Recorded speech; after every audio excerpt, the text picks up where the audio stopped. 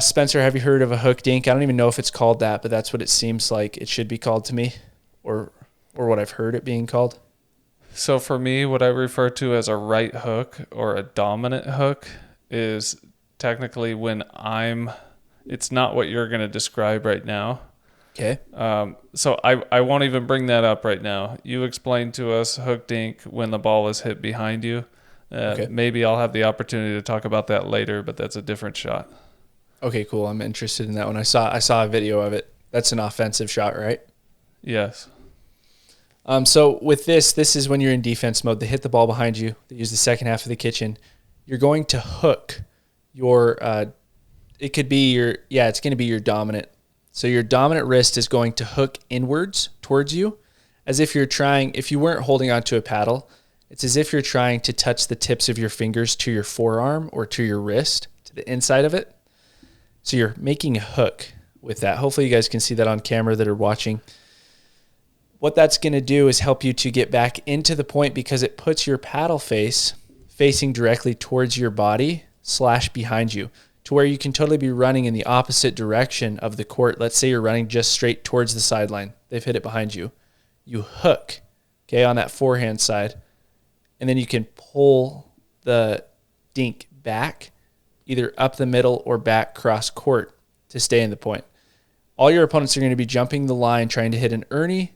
But since you've hooked, you're able to get that angle on your paddle even though you're facing the total opposite direction.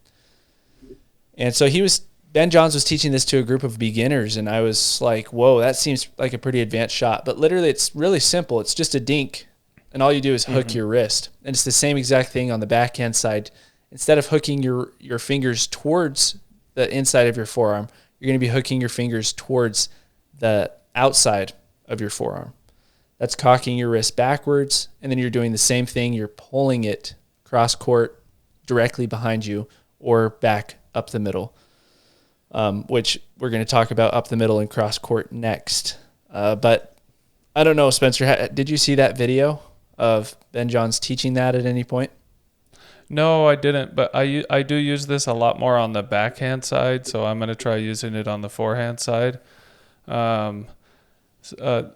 A note to make here is I know you're thinking it, but I don't think we said it out loud, yes, we cock our wrist. If we're hitting off the backhand side, we cock our wrist back.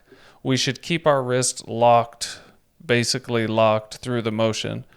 Try not to have that extra movement there because that just causes a mishit. Same thing from the forehand side.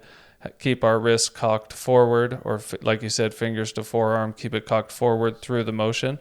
It might feel a little bit weird or a little bit, I like to call it dumb in the beginning, but you can be a lot more consistent with dumb shots in pickleball than you can when you have a floppy wrist.